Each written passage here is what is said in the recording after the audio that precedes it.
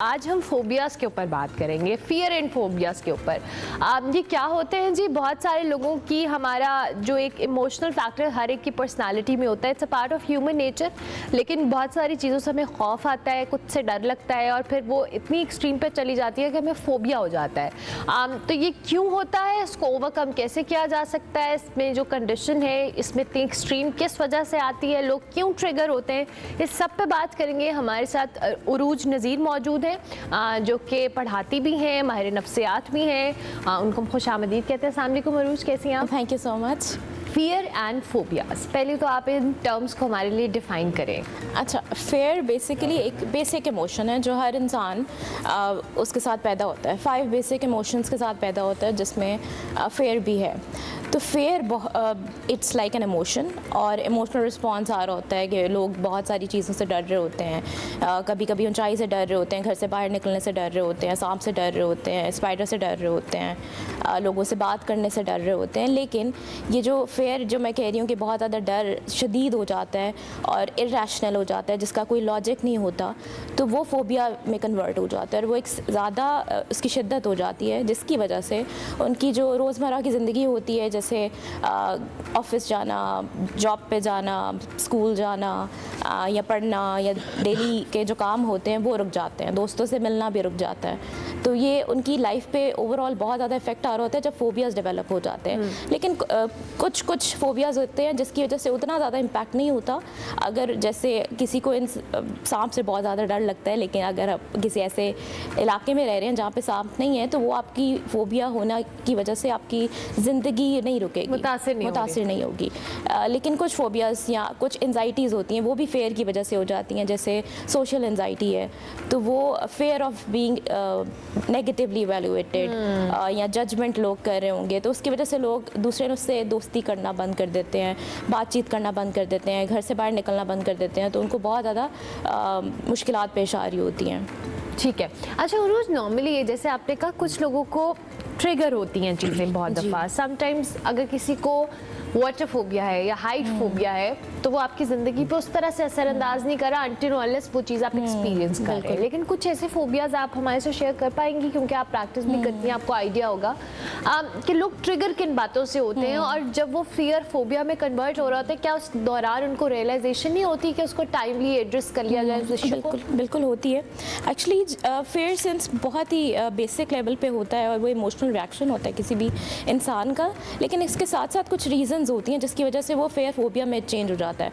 यहाँ तक उनका बहुत ट्रॉमेटिक एक्सीडेंट कोई हुआ होता है या इवेंट ऐसा हुआ होता है, जैसे कोई डिज़ास्टर हो गया, अर्थक्वेक आ गया और उस सूरत हाल में उन्होंने देखा कि वो लिफ्ट में बंद हो गए, तो उसकी वजह से लिफ्ट से डर लगने लग जाता है। वो इतना शदीद हो जाता है कि वो लिफ्ट के पास भी नहीं जा सकेंगे। वो कहेंगे कि 1 मिनट 1 सेकंड के लिए भी मैं फर्स्ट फ्लोर पे भी नहीं जा सकता, ग्राउंड फ्लोर से। तो वो उनके ये भी होता है कि वो उन्होंने सीखे भी होते हैं, कुछ लर्न भी होते हैं फेयर्स और फोबियाज़। जैसे घर में मदर अगर बहुत ज़्यादा किसी चीज़ से डर रही हैं तो वो इंड्यूस करती जाएंगे अपने बच्चा या बच्ची में कि घर से बाहर नहीं निकलना, अगर निकलोगे तो बहुत बुरा हो जाएगा।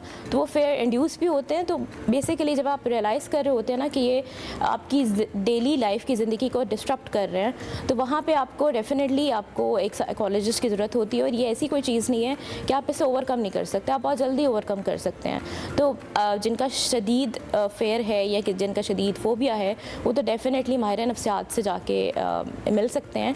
एंड लाइक डिपेंड करता है कि उनकी कितनी जल्दी रेमेडी हो जाती है, तो वो 6 मंथ्स टू 9 मंथ्स भी हो जाती है और वो जल्दी हो जाते हैं, रिकवर हो जाते हैं, उनकी ज़िंदगी भी ठीक हो जाती है।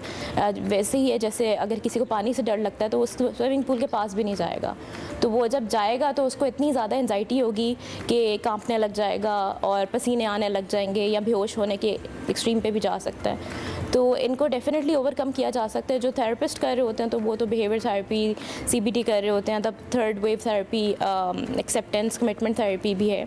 लेकिन बेसिकली आप ग्रेजुअली, एक होता है कि ग्रेजुअली आप उनको एक्सपोजर देते हैं, आइदर इमेजिनरी देते हैं या रियलिटी बेस्ड देते हैं, कि जिसमें slowly they are going to overcome that situation. Okay that's interesting. Nuruz, हमने देखा है कि बच्चों में स्पेसिफिकली बहुत सारी चीज़ों को लेके डर होता है कि वो रात को डर जाते हैं या उनको किसी ऐसे जानवर से, परिंदे से, और इवन हमने पेरेंट्स की प्रैक्टिस भी देखी है कि अगर बच्चा डर रहा है तो उसको उस चीज़ से डराते हैं हम। बिल्कुल ऐसे और हमें ये रियलाइजेशन नहीं हो रही होती कि वो बच्चे के लिए वो कितनी आगे जाके वर्स्ट होगी, और शायद यही चीज़ें आप बेहतर तौर पे बता सकती हैं कि ये फोबियाज में कन्वर्ट होती हैं। जी बिल्कुल, ये वन ऑफ द रीज़न है कि ये अगर पेरेंट्स बच्चों को करते हैं ना कि उनको अंधेरे से ऑलरेडी डर लग रहा है, या वो कहेंगे अंधेरे में कोई जिन आ जाएगा या ऊपर नहीं जाना, बेड के नीचे कुछ होगा, एक ये चीज़ होती है।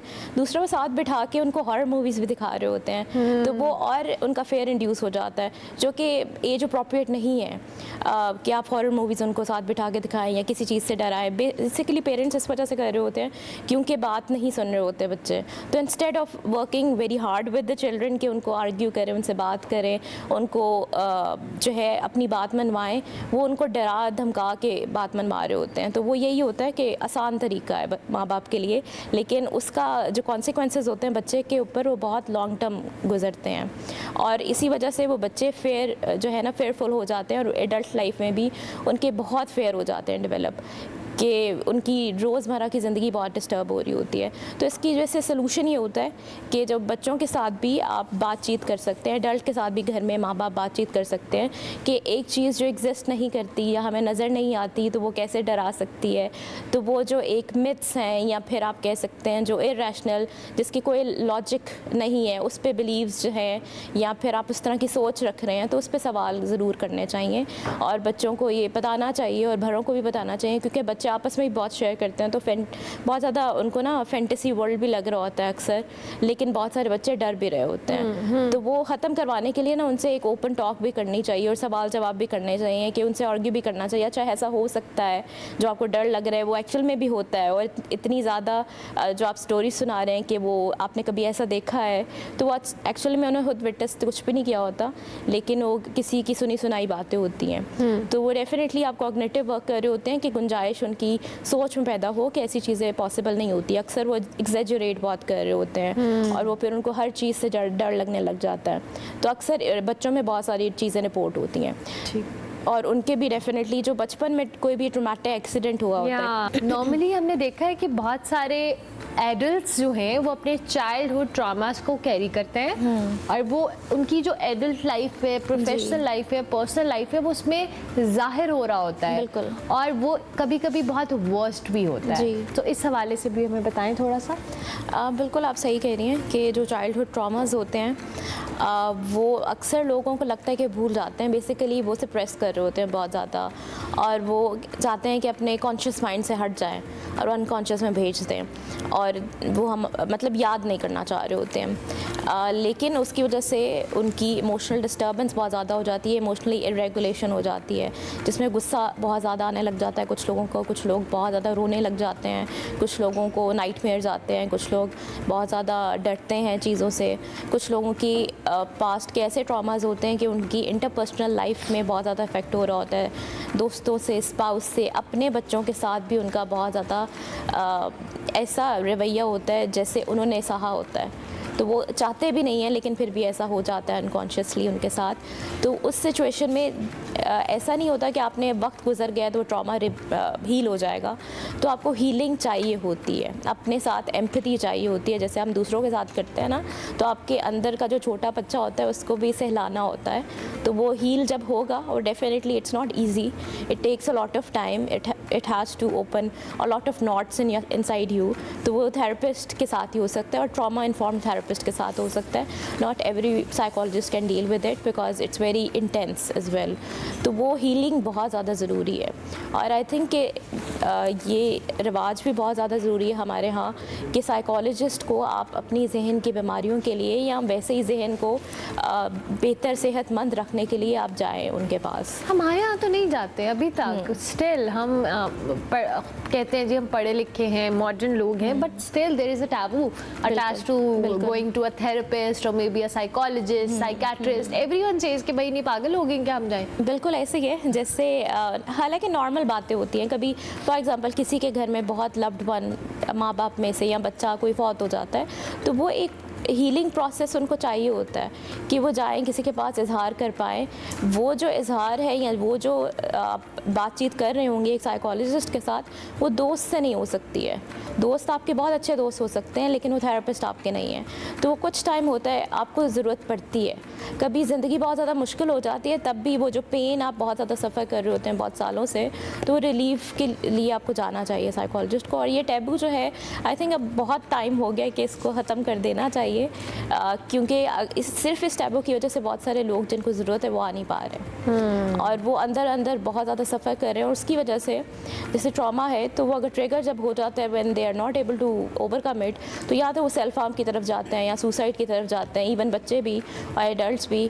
तो वो आप ज़िंदगी किसी की चली जाए या उसकी ज़िंदगी की वजह से बाकी लोगों की ज़िंदगी ख़राब हो, तो बेहतर ये है कि आप थेरेपिस्ट के पास, साइकोलॉजिस्ट के पास ज़रूर जाएं.